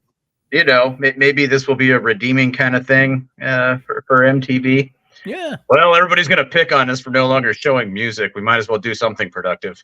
Are you old enough to remember? I want my MTV. MTV. Dire Straits, baby. I was in boot camp in the Marine Corps. Boot camp in the Marine Corps, and when I found out I was going home because of my back, I was on very light duty. I was doing stuff like, now no innuendos here, I was polishing brass in the officers' lounge, and wax on his carrot. My drill instructor, he would come in, we became pretty good friends, and he came in and he goes, you can hang out in here, watch TV. He says, just if anybody comes in, just start working. And so I remember Madonna on the first I ever saw Madonna was in a gondola in Venice doing Like a Virgin. It was just, that's the scene that comes into my mind. It was on the TV in the officers' lounge. So here we go though. Who was the first group to air on MTV, and what was the song? I thought it wasn't Nirvana. No. Shows what I know. I think it was the Monkees. Nope. You sure? Positive. Okay. Who was it? It was the Buggles with "Video Killed the Radio Star." Oh, wow! Who killed the radio star? MTV. The Buttholes, you said? The Buggles? Oh, the Buttholes. Bug. Oh, the Bug Holes. Buggles, not holes. Buggles. Okay, Buggles, like a muggle. Gotcha. Yeah. No, I didn't see that. Jay here. I think John's doing good. 1981 was the debut of MTV. Yep. Yeah. So I have to throw this out since you brought up your experience with Marina Sirtis. Yes. Yes. One, that is not the first I have heard somebody say that about her. I have heard other people be like, she's kind of a jerk in person. Yeah. And then you see some of her political responses with stuff and like posts she makes, and you're like, no. But so my similar experience was with John Delancey, Q. Yeah. And it was at the Star Trek One Weekend on Earth 30th anniversary convention held at the Von Braun Civic Center in Huntsville, Alabama. And it was a one weekend only event. It didn't travel around or anything like that. Right there. Huntsville. Oh wait, wrong song. Go ahead. And I was going through the vendor section with my dad. I was in 8th grade. And I was dressed as an ensign. I was not so pompous that I would get the full 4 pips on the collar. Right. You know how you had a Star Trek uniform at age 8? 8th grade. 8th grade. So like 12, 13. Okay. Yeah. And so we're walking by down through the vendor rows, and there's a vendor setup that is selling cardboard stand-ins. And who was sitting there or standing there talking with the vendor guy but John Delancey? Nice. And his little dude publicist, I don't know, handler, whatever you want to call publicist handler dude. Yeah, those guys. In some like gray shark skin suit looking like a greasy, Yep. Yeah, and you can't talk to him. You just put your picture down and he'll sign it and you move along. Oh, they didn't even speak to me. They didn't acknowledge my existence. There I am. All I wanted to do was just, hey, I said hi to Q, man. Like, how cool is that? And I'm just like, hey, excuse me, Mr. Delancey. And he's like looking at cardboard cutouts, ignored me every time I said it, and then walked out and blew me off. I was like, he just blew you off. He just ignored you. Like, what the hell, dude? Like, guys like me are the reason you have a paycheck. Yeah. Be a little less highfalutin. You can be a little more appreciative. I tell you, the complete opposite of that, not Star Trek related, but celebrity related. We were at the Mall of America when Sean Astin, who played Samwise Gamgees in Lord of the Rings, was there signing his book, There and Back Again. It was his book about all the experiences filming the trilogy of movies. He was also the ball turret gunner in Memphis Belle. That's right. And so we're there, and I've got my son Sam, who at the time was about 4. And he had that plastic sword of Sting, this thing, in his belt. And you can see up close, it's just a plastic thing, and the sound chip is long time worn out. But it would do the ching ching, and the blade here, it's partially transparent. It lights up blue. Nice. And so Sam had that shoved in his belt, and we were buying the book. My daughters were with me. A girl friend of mine was with us, and so we're there, and we get up front, and there's the handler, and they stop you before you get to the table. As you're coming up onto the platform, and they go, "You can just take your book and you set it down, and Sean will sign it for you. Don't speak to him. Don't just move on."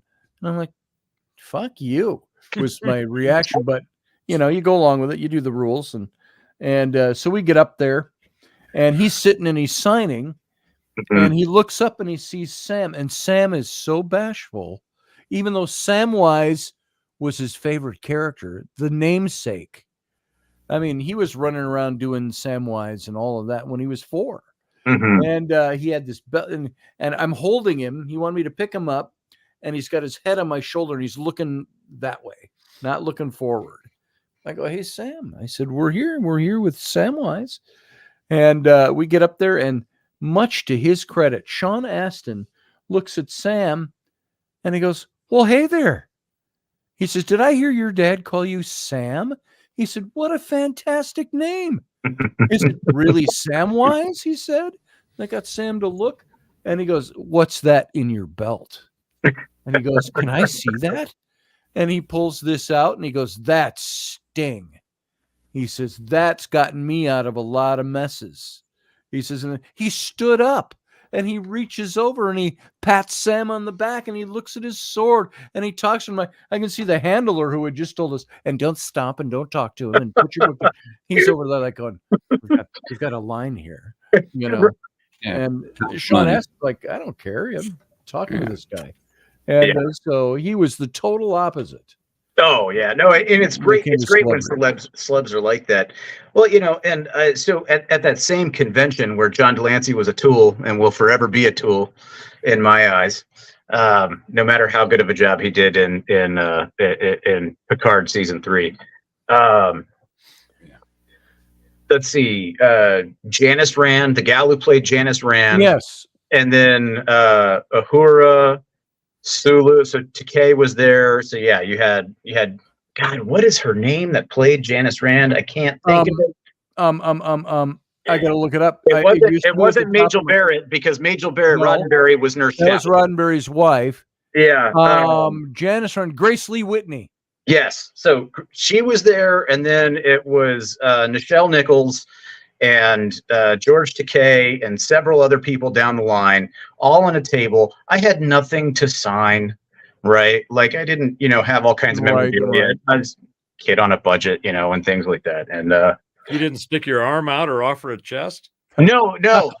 But like, I sat there, and like, they took the time to just say hi, and just a little bit back and forth. But it's like when you're this major Trekkie as a kid, and you have all these people from TOS who are sitting there, it's like, yep. Now Shatner was a tool and didn't show up, but yeah. Right. Or as Will Wheaton would say, "God damn William Shatner." Shut up, Wesley. I want to chime in on this actor hatred kind of thing, where disliking the personality, because there's a couple of aspects of this. One, I've been railing for years of all these damn artists getting up in their performances and doing some kind of ideological political pitch on, whatever victimhood and whatever they've decided. It's painful. I've said for at least 10 years, shut up and do your art, because that's why people are here. They're not here for your opinions. And I don't want to know your politics. And also because I'm also an artist, and I've been through doing the whole music thing and performing and doing all that kind of shit. I know how the difference between the art that the talent can express and the personality that they express. Yeah. You've got to be able to separate those two and realize that just because they're idiots on the outside, when they go do their thing, they're badass. Okay. Yeah. Now, having said that, have you guys seen all the latest bullshit about nobody wants to work with De Niro? Yeah, probably. Denzel I just talked about Washington De Niro. Denzel said, I'm out. I think it was The Rock said, yes, no, don't want to do it. Ain't doing it. This guy is a pathetic piece of shit. He is. I have lost all respect. I used to love De Niro for his acting abilities. I loved him in everything. And once he got hyper political, and you can be in politics, you can be an actor and go, I don't really like Trump, but I'm not going to talk about that stuff. It's not my thing. I'm here to be an actor for you. What happened? I can overlook anything, if I disagree with them. So what? Yeah. But he has made it a thing to be hyper nasty. And it's like, you know what? You lost me. You lost anybody who used to like you that supports a candidate you don't like or a politician you don't like. You've just lost them. And he brought it into the conversation. And that's what he did. Speaking of that, Disney now owns Star Wars. And even with The Mandalorian, they got rid of the girl that posted her political views, but the other guy could go as slips as he wanted to go. Yeah. And he patted him on the back. He posted picture of kids in cages that was happened under a different administration, not even the Trump's administration. Yeah. But quick as she rebuked him for it, they said, "Oh no, you got to go." Mm-hmm. And like I said, and right now Disney is having a pissing contest with my boy Elon, which you don't want to pick a fight with a man who can buy your fucking company. He bought Twitter just to prove a point. And right now. One of my favorite the action superhero sci-fi shit is the whole Marvel universe stuff. Their latest movies, the Marvels, and then when they had Captain Marvel or whatever it was with Brie, whoever she is, she's another one who opened her mouth and people just said, I don't want to go watch somebody with that attitude. Yeah, ain't she the one that worked? Before that, the Avengers, all of those movies are some of the most spectacularly well-written and produced series, in my opinion. And Disney owns that. Now, was anybody else as disappointed as I was in the fact that? Oh, there you go. You'll have to explain this one, Sarah. Go ahead, Jason. Oh, was anyone else initially as disappointed as I was that? We didn't get David Hasselhoff as Nick Fury. Oh God! Look, I'm so here's crushed. Here's my thing. Here's my thing. Right. So when I grew up with Nick Fury, right, he was a white guy. It was a white guy, right? But the thing is Nick Fury had been that literally for generations, because it was Sergeant Fury and his Howling Commandos, right? And it went all through World War II and up through But Star Trek wins because Disney bought Star Wars. Boom! Christ brings his sword. Spot on. Well, but it always kind of bugged me that there ends up being these deviations from things that had been established for so long. Right now, don't get me wrong. I love Samuel L. Jackson, and I do too. I would love to have him and Morgan Freeman actually narrate my life at just various points, right? Yes. Because they would just do perfectly. Born at a very young age. It'd be like the whole, when he narrated Inglourious Bastards. It's like yes. You go Stiglitz. Yes. But like, for me, having grown up with something and then having such a switch, that turned me off for a little bit. And then Samuel L. Jackson's Nick Fury grew on me. But it took a little while because that wasn't the archetype that had been established for decades. Mm-hmm. And it's always a little frustrating when they do that, like it's why? Like, can you not find somebody who can actually fill the role? Because for me, Nick Fury has always been and will always be that's it. A disgruntled war vet white dude. With an iPad. That's like, by the way, by a Nazi, by the way, not by a space cat. Yep. Brings a sword. I just want to say the once in future Kirk. The once in future Kirk. Yeah.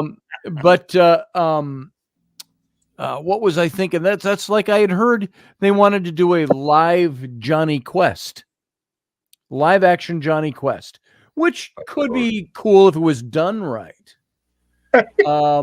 Well, they were talking about making Race Bannon a woman. You can't do that. No. Race Bannon's been the same guy up at CLAB 2020.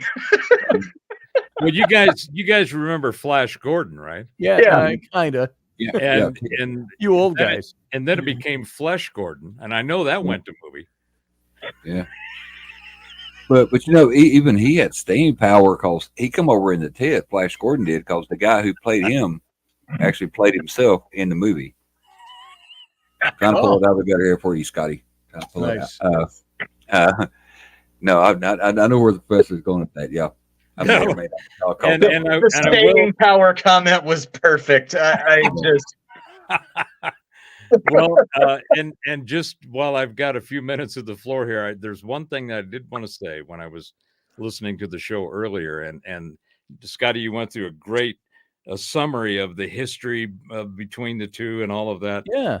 And, it took me back because, as I've said many times, if you want to do time travel, just go to a memory, listen to some music that you grew up with, and, you're going to have that time travel experience. So I was getting a little bit of that, and I was thinking about two things, one on each one of these particular series.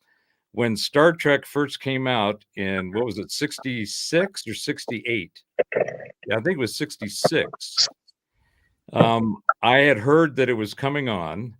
I was, 9, I guess. And I had a friend, and I remembered his name, Wayne Lamont, and he was a tall black kid with a big fro. So this is, late 60s. And we were both totally into sci-fi. He invited me over to his house, and his mom let us watch the premiere in black and white. Wow. So I saw the very first episode when it first aired. And that just, at that point, I was already looking at, remember the Pan Am ships, the big planes, and I had a Saturn V rocket and the LEM model that I'd put all together. So I was really into that. But when I saw that Star Trek, I went, uh-oh, here we go. And then the second thing is, so I watched the entire first series and just absorbed it. Later into the 70s, so now I'm around 19 or 20, and this thing comes out. And I'm with my buds, and I'm playing in a band, playing my guitar. We are consuming copious amounts of extracurricular activities.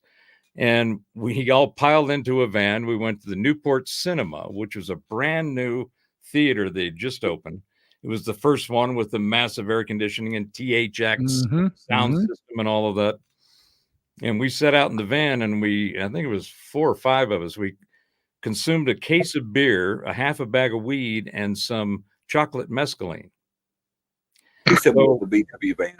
So we then went into I think it was the opening night. And we sat about 6 rows from the front, and the air conditioning was just, you could feel it. So we brought joints. We hit a joint. The smoke just dissipated. It was like, wow, this is awesome. So when that first battle cruiser comes in, at first the words were like, whoa, what's that say the fuck up there? And it kept scrolling, trying to read it. And then that battle cruiser came in. And I'm just here to tell you that I saw Star Wars in Mesca color. Nice. It was the VW van, right? You was in the VW van with the little badge on the front. No, we had remember the van conversions that were all the big deal back in the mid-70s? Yeah. With the shag carpet and the air shag carpet, yep. Yeah, and sound systems. A little porthole in the back. Yeah, that's what we did. So it's made for loving. That's where the flesh wouldn't come in. But you're talking about Star Wars and I think we had that VHS in the van. But you're forgetting about one of the stars when it comes into the title that everybody misses out on. That's Stargate. Stargate was pretty good. I have another one for you that I'm probably the only one here who remembers it, but it was a cartoon and it came before Star Wars, released in Japan and then brought to the States.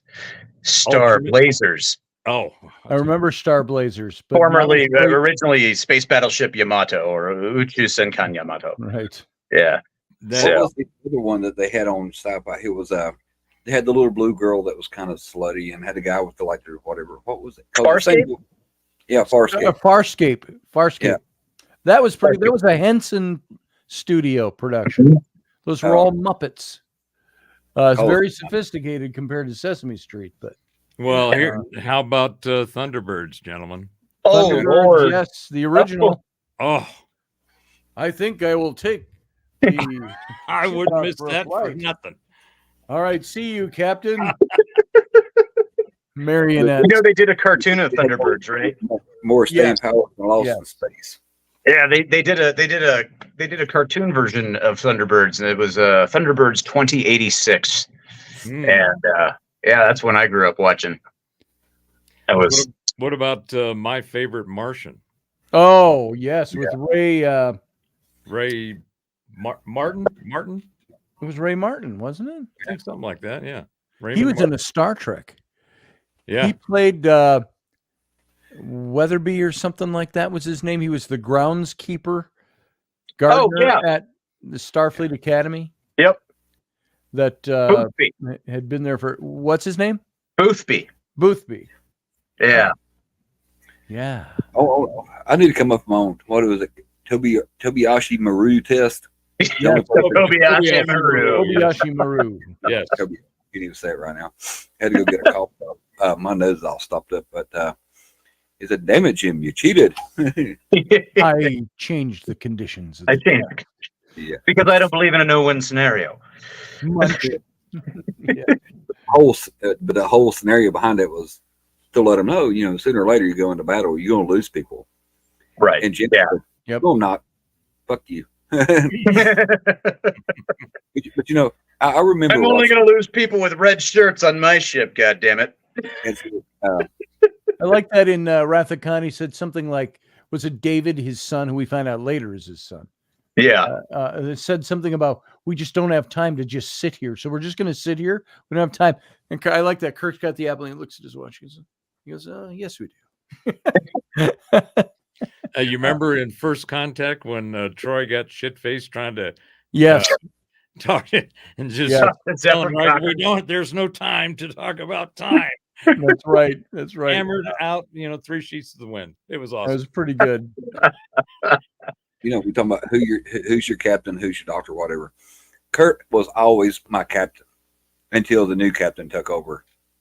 And for her age, that woman is still hot as hell. Which one? 7 and 9. Oh yeah. 7. Jerry Ryan. Jerry Ryan. Oh yeah. Jerry Ryan, she's one of those people that just doesn't age. No. Ages at a glacial pace. It's time is she's in the Picard series too. Yeah. Well, I'm sure some of that is her profession helps keep her that way. Yeah, but, I don't know. But yeah, like I said, Kurt was always my captain until she became captain of the Enterprise, and I'm like, got to swap teams here. Just got to. In the latest Picard. Yeah. Okay. Yeah. I don't. I always had a deep appreciation for Janeway. Oh yeah. She's all right. There were some things where it was like, seriously, You're going to wander around the Delta Quadrant as you meander your way home, getting into all. Just take the most direct route, dude. Right. Like, but at the same time, she was a strong female character. Having daughters was great because I could, I could point to an example of, look, you have a smart, capable woman who is, in charge of all of this stuff going on. Like, you have a role model that you can look up to within the sci-fi realm. And it was a bit of a departure from the typical female characters that you would see in a lot of, the sci-fi shows and things like that. Even with Leia being very, very capable, there's certain aspects to Leia where it's just like, it's not as. You're talking about Leia in Star Wars? Yeah. She was a little girl with an attitude, in my opinion. I mean, she didn't express. And there's no underwear in space, so that's right. Yeah, whole sex slave Leia, whatever. This is closed carry. This is open carry. Christ brings a sword. That would be Ensign Ricky. Let's assemble a team to teleport to the surface of that hostile planet. Johnson, get over here. It'd be Ensign Ricky, you're on. But you think about even following that thing, Star Wars, when it first came out, you had a very diverse crew. You had it was multiracial, what do you call it, country or whatever. Well, Star Trek. It was the perfect expression of DEI, the diversity, inclusion, or equity and inclusion. Yeah. Right. Because it not only had all the different folks from our planet, but it had a shitload of people from other planets.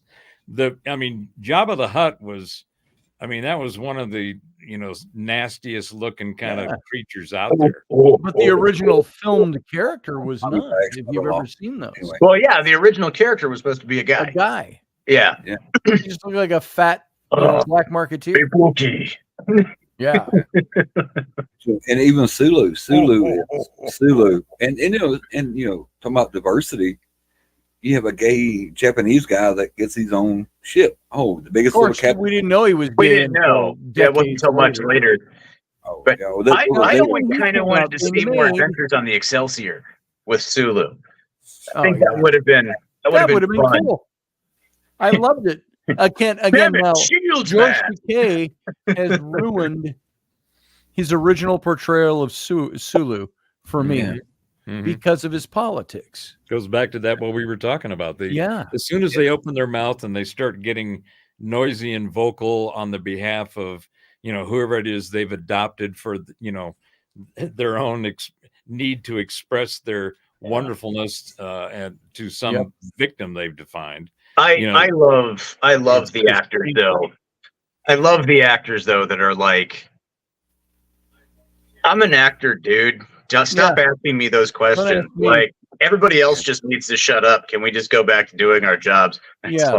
I'm here to create imagination. Right. You're talking about people you meet. I remember. Sarah, you're right. Sarah says you have to separate the character and the actor, and I do to great significance. I do. I don't care what anybody wants to believe politically, whatever it might be. When they become activists for it, it turns me off. It would be really the same thing if it was somebody that I agreed with their politics, but their politics overwhelm their persona as an actor. Then I'm done. And Robert De Niro's ruined it. As an example on De Niro, as skanky as he is, have you seen The Irishman? Yes. Yes, I saw that. Exceptional, in my opinion, and one of the only movies you could potentially sit through for 4 hours. I want to see the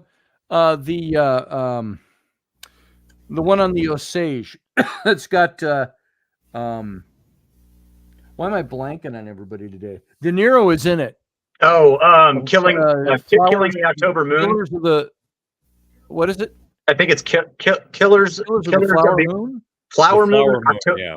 Is it Flower Moon or is it October Moon? Flower Moon. Something with a moon and it came out in October. Yeah, Killers of the Flower Moon. Sarah put it in. Yeah. And De Niro's in that. DiCaprio is in that. And he's supposed to be really good in that. And I want to see that, even though De Niro's in it. I got to cancel out because I'm not going to see it as a De Niro movie. I just know he's in it. There was a movie that I watched the other day, Copland. It's a Sylvester Stallone movie. Like, it has a bunch of people from like the 80s and 90s in it, and got Ray Liotta, a few other people. I can't think of their names right now, but like out of like kind of nowhere, all of a sudden, there's Bobby De Niro, and I'm like, whoa, wait, what? And he doesn't even have a huge role. Like, he has an important role, but he's not super present in the movie. And it's like weird. He's got like this like bad, like late 80s longish hair going on, and like a child molester mustache left over from the 70s. But like, it is so weird seeing him in a movie, because that came out in the 90s. And to see him in a role where he is not the focal point, Stallone was actually the focal point, but it's like, how do you have somebody who's a heavy hitter and has been for a long time, like De Niro, being, basically a supporting role? Right.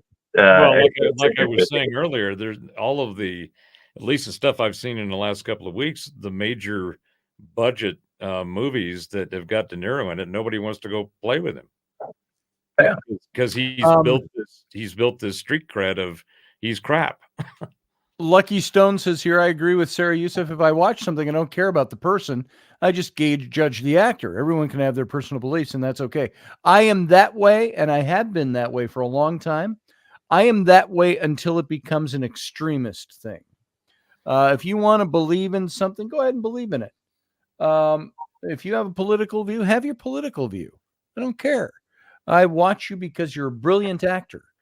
But when I see somebody go off the deep end, I can lose a lot of respect for him. And I cannot erase it's like Marina Sirtis. Being rude has totally eclipsed the character for me personally. That she played. And so whenever I see her, that's the first thing that comes to my mind, even though I try to overlook it and enjoy the character and I can't enjoy her character because of what I know about what she did. That would be like saying, hey, that guy who's a pedophile, he's still a great actor.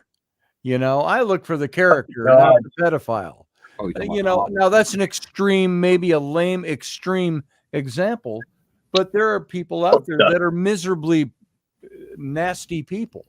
Yeah. And that the rumor about Nero became that for me. Yeah, that's what Hanks. Yeah, that's the first one popped in that rumor category. Which one? Tom Hanks on the rumor mill. Yeah. He's supposed to be big on. That's what happened to Bill Cosby. Yeah. But you know what they said growing up? Never meet your heroes. Never meet your heroes. Wow. And now in the digital world we live in, it makes it so easy for them to put out their political view, their ideology. And, and it goes back to what it is, you must be able to back up your opinions and beliefs. And if you're dumb enough to put them so somebody can get a sound clip, back it up with your wallet, because look at Disney. Disney is losing tons of money. They are. And it goes back to what he said about Trump. Trump said, you go woke, you go broke. Yeah. Everything that's woke goes to shit. They have killed Iron Man off, and that's the only reason I watch Marvel. My business partner, he got me into Iron Man. I'm thinking, I don't want to watch this shit. I'm a grown man. I'm not watching cartoons. But I I bought into the whole Iron Man shit because, he had this attitude. And they even asked him, what are you when you take off the suit and all this? He said, billionaire, playboy, excentraire, give off a whole list of shit to Captain America. Like, fuck you, dude. I'm your boy. All right. It's like speaking to Sarah and other people here. like John Voight. He's the opposite of De Niro. He is a very conservative voice out there, but to me, he's gone extreme. But he's also not making new movies either. But he does make new stuff, but it's all. I look at John Voight and I go, "Oh, John, don't go so far.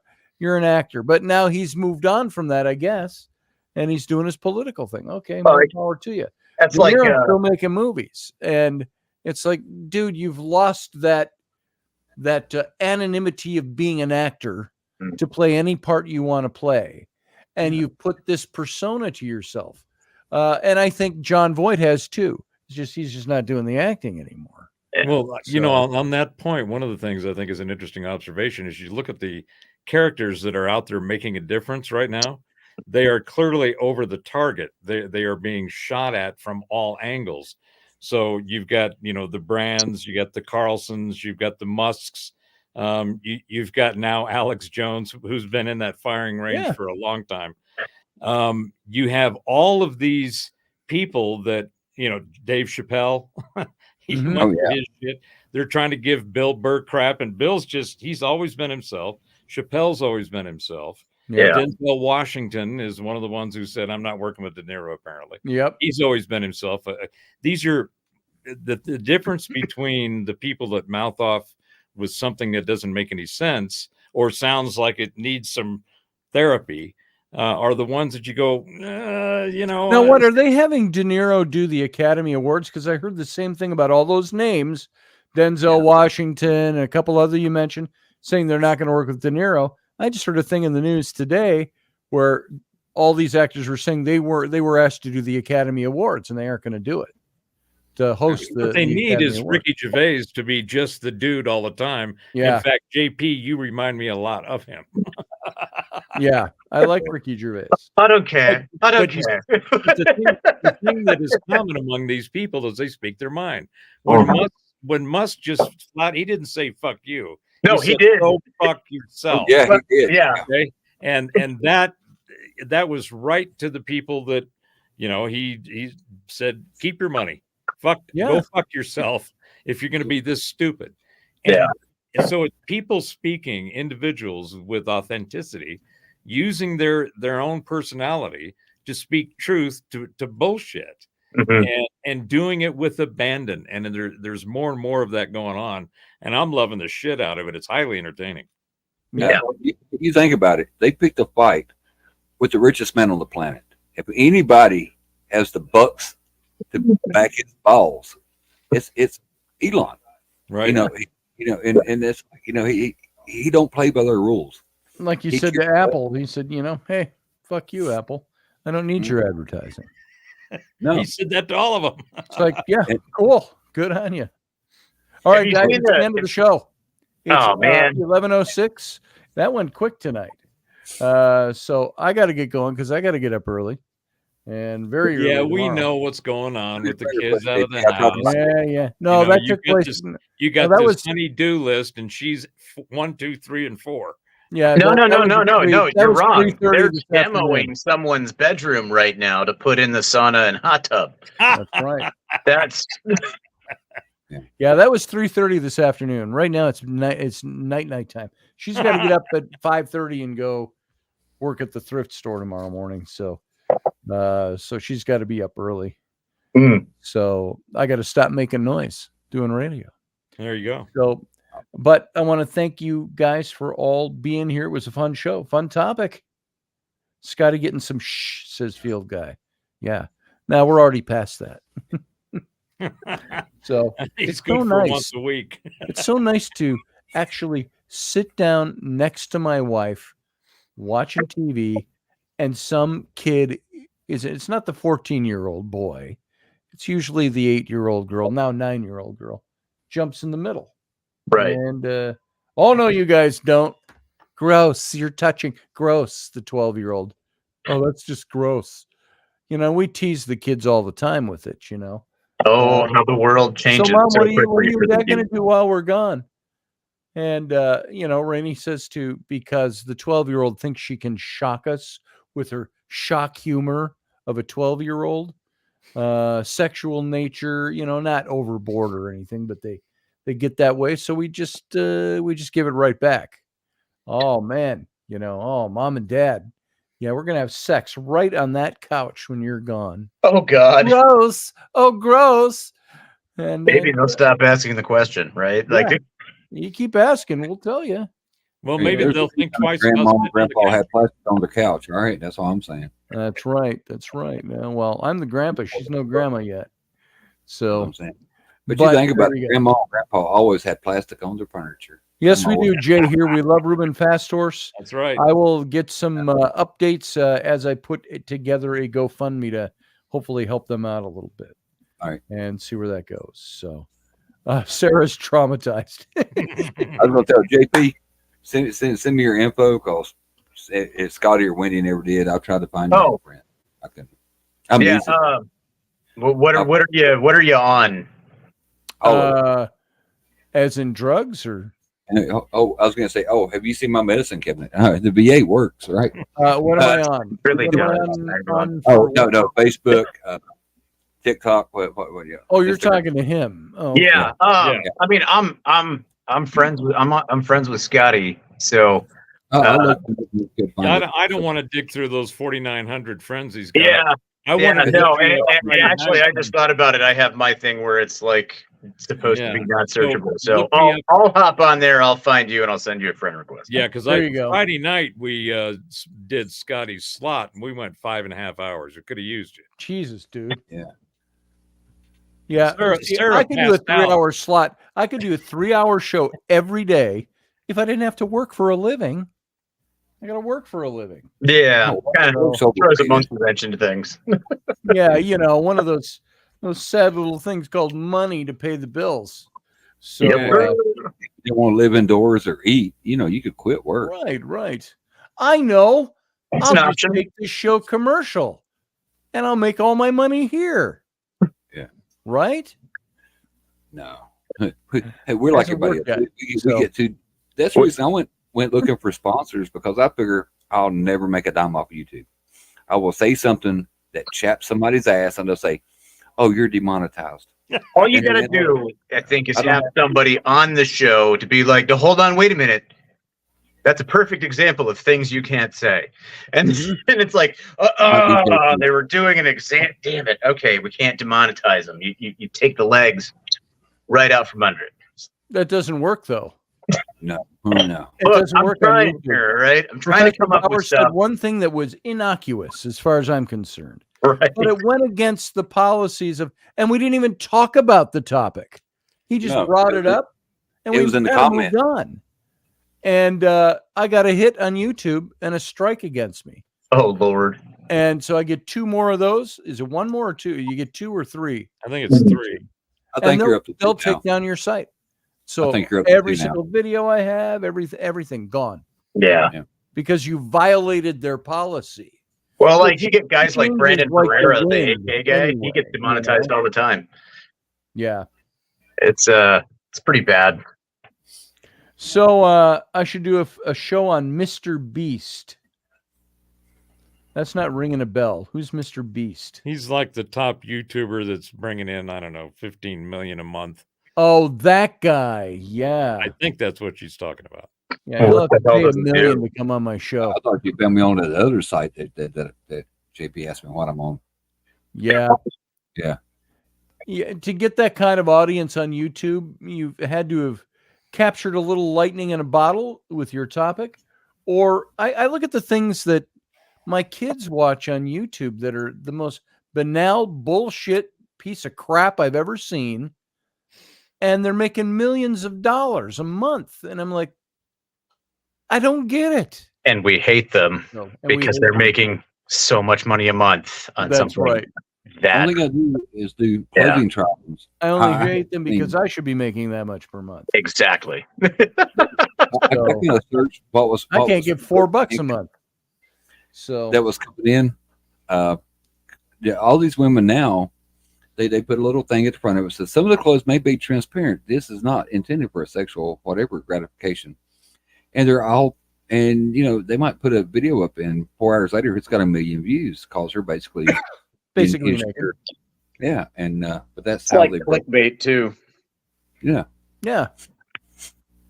So I told Rainey, I said, we could use you to really expand my show, my base, and I'm trying here. I just ain't like that no more. I'm losing weight by the day. Right. So I got to get out of here.